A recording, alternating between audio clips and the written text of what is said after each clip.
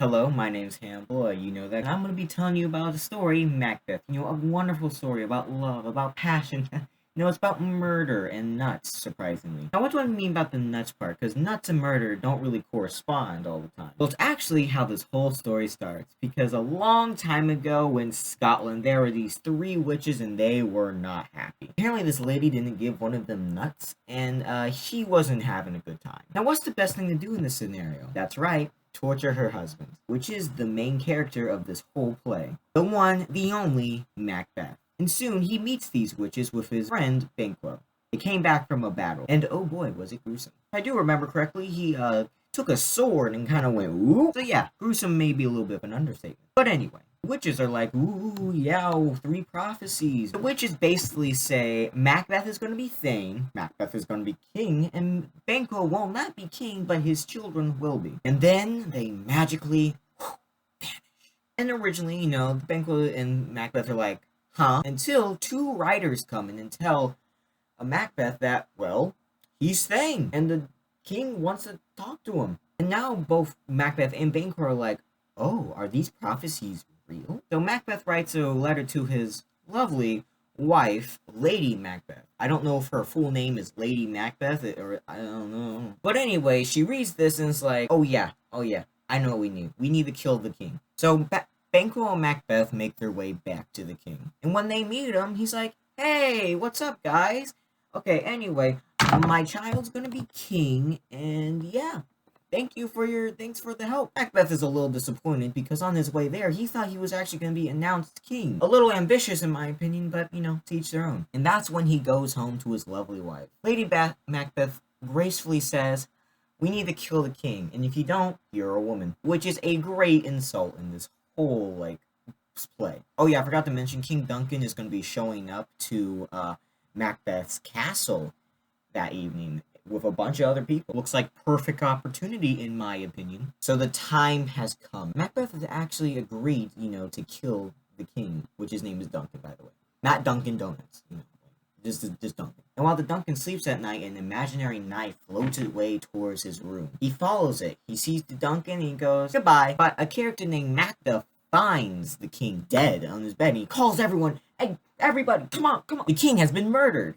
Crazy. Oh my god. And at this point, I don't think anyone really has any suspicion that Macbeth made it until he says, yeah, I killed the two guards. So yeah, and they all go, what? He says it was something about, I could have just controlled myself. The king was dead. I just had to do it. Lady Macbeth, knowing that her husband is looking absolutely crazy, she faints. Well, faints to get attention off of him. But at this point, ain't looking too well for him. The king children run away because they think they're next in the little chopping block. And since there's no one else to take this crown, well, guess who's left? That's right, it's your boy, Macbeth. And on the day he gets crowned, Macbeth does not watch.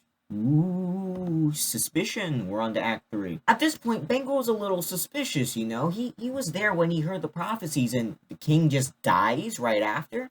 Seems a little suspicious, right? Later that day, Macbeth and Banquo are talking. They're talking about what they're going to be doing that day. Banquo's like, oh, I'm going to go on a horse ride with my son. Macbeth is saying he's going to have some banquet. And he asks Banquo if he can go to the banquet. Banquo, banquet. But after their talk, he has a little bit of a suspicion that Banquo knows what he's done. And it kind of drives him crazy. So what does he do? Yes, he hires two murderers to murder his friend and his son. So later that night, while they're on their horse ride, and lovely evening, by the way, two murderers murder Banquo, but luckily his son makes it away. And while Macbeth is at the banquet, he looks up and he sees the ghost of Banquo, and he goes bonkers. And I mean he's screaming right now. Everyone's looking at him and thinking he's crazy. Even Lady Macbeth tries to go calm him down, but it's just too much for him. So everyone is told to leave, and at this point, more and more people are getting a bit of suspicious on who killed the king.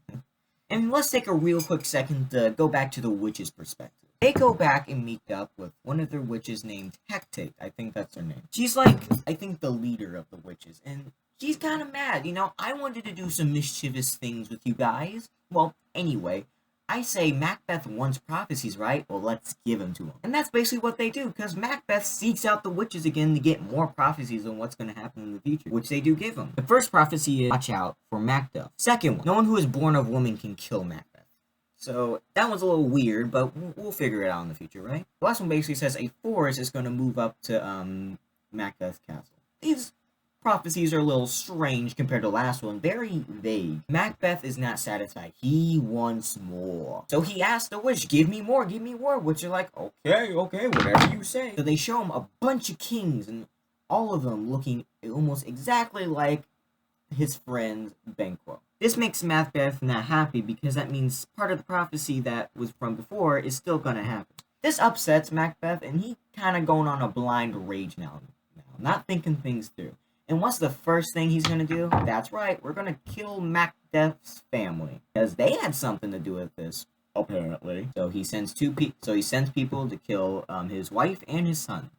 How lovely. And let's cut away to Malcolm, the king's oldest son. He is basically with Macduff right now, saying that he's not going to make a great king.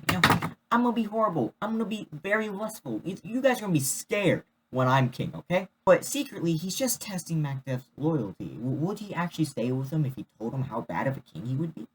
Which he passes with flying colors. Shortly after that, Macduff finds out what happened to his family. And reasonably, he's kind of sad, kind of upset because, his family was murdered. But Malcolm basically says, hey, don't worry. We're going to go beat up Macbeth.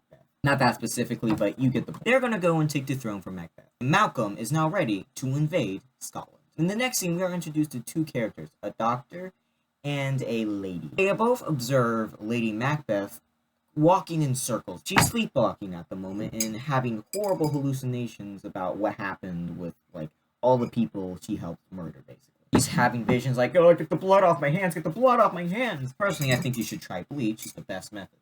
Doctor's kind of shocked and say, yay, I'm not going to be able to help this. She needs Jesus. And also make sure she doesn't have anything she can hurt herself with, because she might kill herself. Cutting back to Malcolm and Macduff, their plan is to advance near the countryside of Macbeth's castle and overthrow Macbeth. Let's cut back to Macbeth, the person who's literally named after this play. He's laying back having a great old time as he hears lots of his soldiers are just abandoning him. But he doesn't care. He's also told that, 10,000 English soldiers are kind of approaching his castle. But he asks about his wife. How is she doing? The doctor says, she's not doing great. She's experiencing hallucinations and, not too great. Macbeth is like, okay, cure her. And the doctor's like, you know what, I'm happy to leave. Macbeth feels secure in his castle. He thinks that everyone out there, they're not going to be able to get in, they're just going to die of starvation. And a little bit later, he's told that Lady Macbeth has died. Suicide. Not good. And Macbeth is like, eh. But then something finally phases Macbeth. Sir, the forest, it's moving. And then he goes, uh-oh. Because remember how before we said one of the prophecies were the forest is moving towards the castle? Yeah, that's coming true. The prophet said he would be undefeated until that happens.